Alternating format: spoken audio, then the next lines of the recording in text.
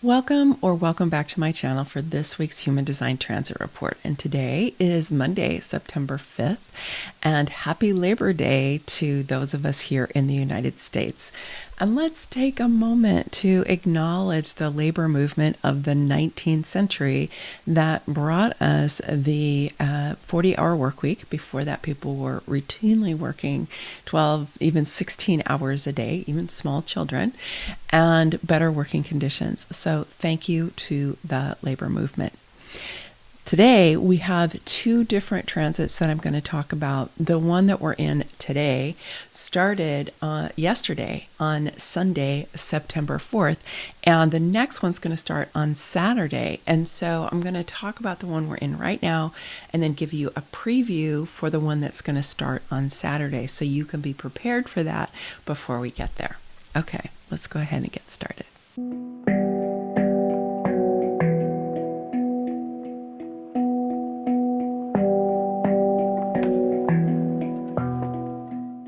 So yesterday, the Sun moved into the gate 64 and the Earth moved into the gate 63. Now this is particularly interesting because both of these are on the head center. You can see here from this image, they are the two on either side. One is the left brain, one is the right brain. The left brain is the beginning of the logic circuit or the understanding circuit or the pattern circuit in quantum human design. And the right brain is the sensing circuit or the miracle circuit in quantum human design. So we've got both left brain and right brain energies being activated by the Sun and the Earth. So the head, which in quantum human design has been renamed as the quantum interface, which I think is pretty cool. Basically what that's calling out is that this head, and I really see the head center, even though it is shown this way as kind of being in the head, it's really all the way at the top of the head, kind of the place where the crown chakra is. It's not actually in the head. Inside the head is more where the ajna is. So it's this top part here, and it's the beginning of these two major collective circuits. And it's interesting because you can see the energy comes in here, but then in the ajna it actually crosses over and then continues down on the opposite side of the body and then back up through the central channel. So we've got the left brain that is associated with the right-hand side of the body and the right brain that's associated with the left-hand side of the body. So I hope that these diagrams make it a little more clear to you about what I'm talking about. So what does that really mean for you? It means that during this transit, particularly if you do not have these two gates defined in your chart, but even if you do, where the Sun and the Earth are lighting up both of these primary aspects of the brain.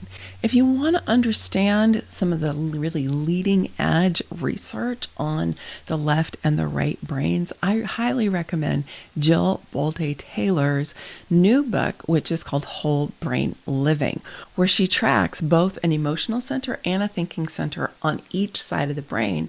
And all four of those centers have different functions, okay? And she actually calls them characters because they kind of have different characteristics. So she thinks of them as almost like little people that are going on in our brains. So I would highly recommend that you check that out if that's something you want to know more about. But for our purposes here today, let's really focus on the human design understanding about these the different aspects of the chart.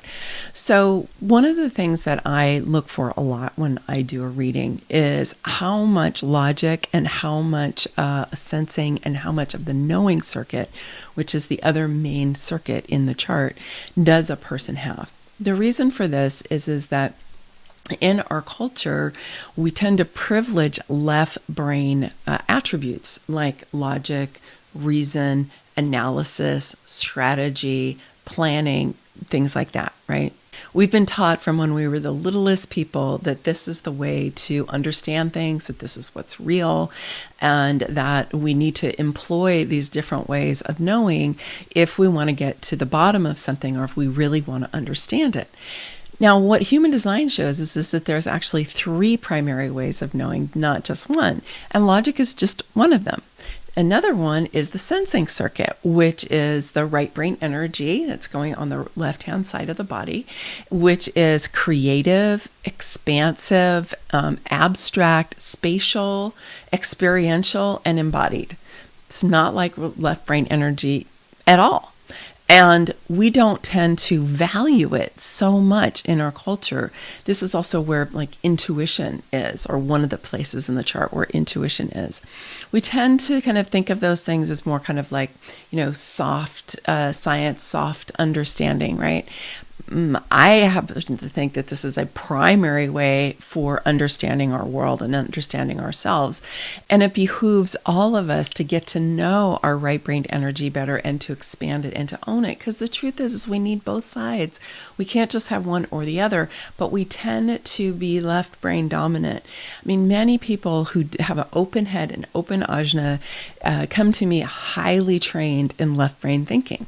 Okay, so this is one of the ways that regardless of your human design and regardless of your definition, you can program yourself really into that kind of left brain way of thinking. But we need to balance it out with our right brain way of thinking. This is our creativity. This is a lot of where some of our spirituality is. In Bolte Taylor's book, she talks about the emotional center of the right brain really being the place through which we can connect with the all that is. We can connect with the creative intelligence of the universe. It's the aspect of ourselves that we are activating and aiming to inhabit and embody when we do meditation, right? Because we're aiming to actually get out of our left brain, out of that logical part, and out of the brain that tends to think and talk a lot, right? Into something that is more quiet and expansive and spatial and tapped in, okay? Tapped into the flow of life, as I like to call it. And just as a side note, it's not particularly here in the sun and the earth during this transit, but the other way of knowing is through the knowing circuit, which I haven't really seen anything like this tracked in other systems other than human design, but it comes right in through that central channel here, and it comes down, splits, it goes on either side of the body and then up through the central channel.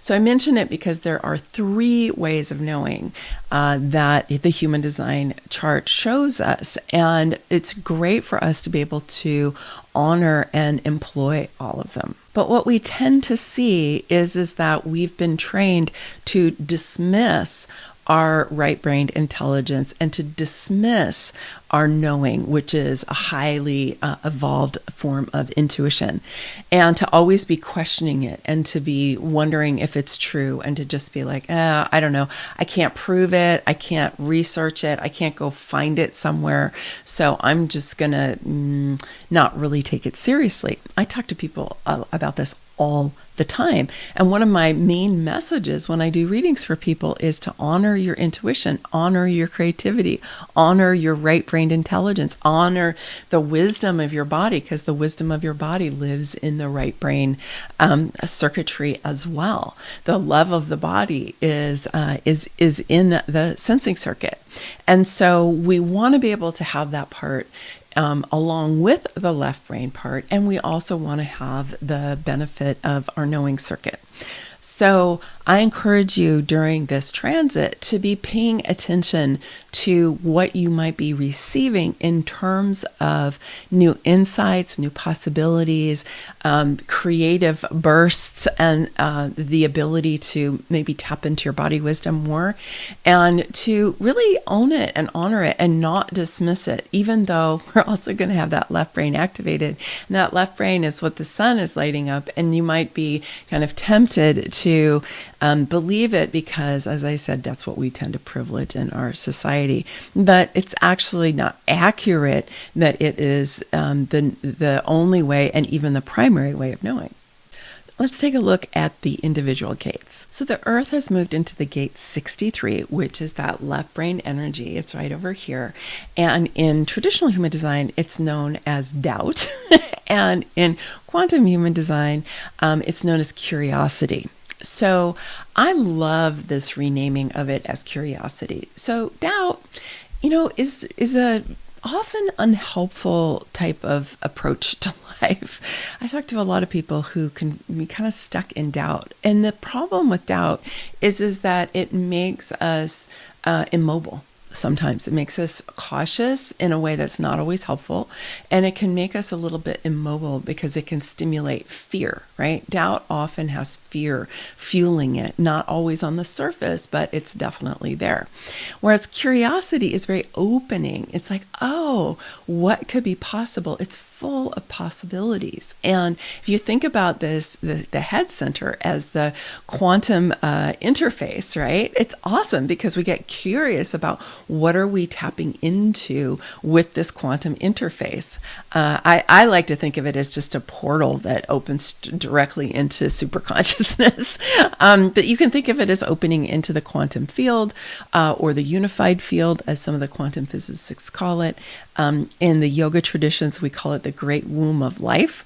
And it's also just that creative intelligence that is everywhere and is always providing us with insights and guidance, potentials, and can help us to step outside of our limited way of thinking. But if what we're doing is fueling doubt, that is fueling our limited way of thinking. It's a little bit guarded, right? Well, I'm doubting. I'm not really sure about that. Right? It's that kind of energy. I doubt that. Whereas curiosity is like, oh, what could that be? What could be possible? So it's a much more opening out rather than a closing in kind of an energy. So the scientific method, the Western scientific method, lives in the logic circuit or the pattern circuit. And I always like to note that the very best science begins with curiosity. We're looking at something in the natural world, whether that's something that's happening in a forest or something that's happening inside the body. We're curious about something that's happening. So we get curious about it, we observe, we create a hypothesis, and then we go and we test it. We check it out. It's like, oh, well, how are we going to know if this is true or not, right? And so science is much more about curiosity in its highest state than it is about doubt. And the earth is lighting this up. So we want to ground ourselves in this sense of curiosity, the sense of potential and possibility, and even awe that we have at the natural world, right? We want to ground ourselves in that. And then the sun is lighting up the gate 64, which in traditional human design is the gate of confusion. And in quantum human design is the gate of divine transference. So again, we have a real updating and up-leveling, upgrading, if you will, of the quality of this right-brained energy, confusion, right? Something's coming in, it doesn't make any sense to my logical mind, so I feel confused. That's kind of how I read the name of that in traditional human design. Whereas divine transference really fits with this idea of a quantum interface, right? Is that this is where we're interfacing with the all that is, or with the flow of life, right? The creative intelligence of the universe. And it's transferring to us new potentials, new possibilities, new ways of perceiving things, new ways of feeling things. And so it is experiential, it is creative, it's abstract, it's embodied, okay? It's not the logical stuff at all. And so we just need to open to receive that. It may not even be particularly verbal at this stage, right? Because it's just dropping into this right brain energy that's coming to us from God, really, Goddess, all that is. So we want to be able to honor that energy just as much as we honor the curiosity that's coming from the left brain. And a lot of times people find that they have this kind of fight going on between their right brain energies and their left brain energies. And that's because these left brain energies have, like I said, have been more acknowledged and appreciated. And then they tend to kind of beat up on these right brain energies. And we go, yeah, oh, it's so nice to be creative. Oh, that's nice that you paint, for example. Or it's nice that you dance, or it's nice that you do poetry. It's nice that you do theater. It's nice that you have a beautiful garden, and it's nice that you write books, right? That all that's really nice, but it's not like, real science. It's not like the real stuff, right? This is a problem, right? Because what we want to be able to do is harmonize these. We want to be able to bring them together. And we just had a whole conversation in the last transit report about harmony. And what that harmony is about, being able to have difference and to value everything and to see how they work together, really to make something beautiful or something that's moving or something that's vital and significant. And so that's what we want to do during this transit with our right brain and our left brain energy. Now, some of you who are way more creative and tend to be a bit more embodied and experiential and so on, you're going to get a nice boost from that left brain energy. And those of you who are a little too left brain are going to get a nice boost from your right brain energy. So really embrace this and play around with it and see how it can enrich your life in ways that might be a little bit surprising. Then on Saturday, September 10th, we're going to have the sun is going to pop into the mate of the 64. It's going to pop into the 47. So we still have this right-brained energy. It's still creative, expansive, abstract, embodied, experiential, and so on. And then the Earth is going to move into the 22. So it's going to go all the way down to the emotional solar plexus. So this is emotional energy. We're going to have very little logical energy during this transit. We just have one gate, the 17, that's activated. Everything else is open. And so we're going to have an opportunity to work with that really creative, embodied energy and to do that with our emotional tone as well. So let's dive into the specific gates. The sun in the gate 47. In traditional human design, it's known as realization, and in quantum human design, it's known as mindset. So this is kind of interesting because, again, we're in this right-brained energy. We've just received some divine transference, right? And the question is like, okay, what do we do with that now? Now, this is on the Ajna Center. The Ajna Center, I like to think of this as kind of the location of the thinking mind. It's not like the Agni or the Ajna Center in the chakra system at all. Okay, it's much more like of the thinking mind. And so it makes sense that there would be mindset here, and what is mindset? Mindset is the framework through which you understand your life. It's the framework through which you understand reality, other people, relationships, how the world works, all of that. And right now we're going through a really major mindset shift here on planet Earth, where we're moving out of the story of progress.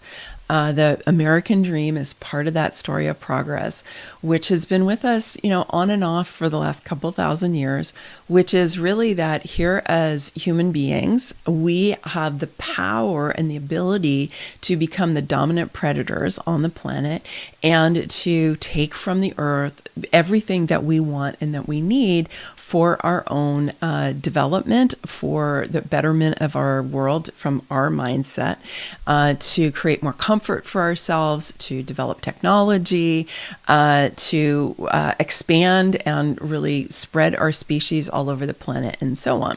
So that was a mindset that many of us were living inside of for a very long time.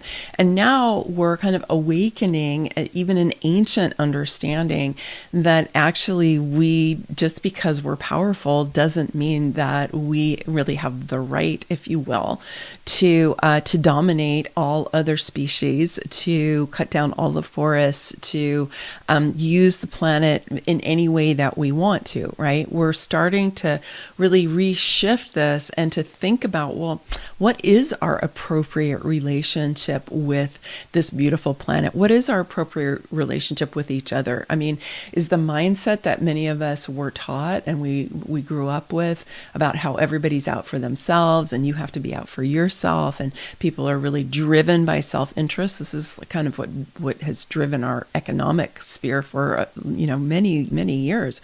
And now we're going, I'm not so sure that that's true. I think actually we as human beings are compassionate. We can be loving. We want to support each other. And this is emerging as a new kind of mindset. So as the sun is lighting up this gate 47, it's a really great time for you to be looking at what is your mindset. What's been your default way of looking at the world? And you can always know what that is when you kind of go, well, that's just the way things are. Yeah, it's just kind of the way things are. And I always suggest question that. Take a look at that. Is it really just the way things are, or is that just a mindset? Because so much of what we've taken for granted, so much of what we thought was just the way things are, we're realizing, no, that's a construct, and very often a human construct. And sometimes they're dangerous human constructs, very destructive human constructs. So we are really upgrading all of that now. So the Earth has moved into the gate 22, and so it's on that emotional solar plexus, right? And in traditional human design, it's known as openness, and in quantum human design, it's known as surrender.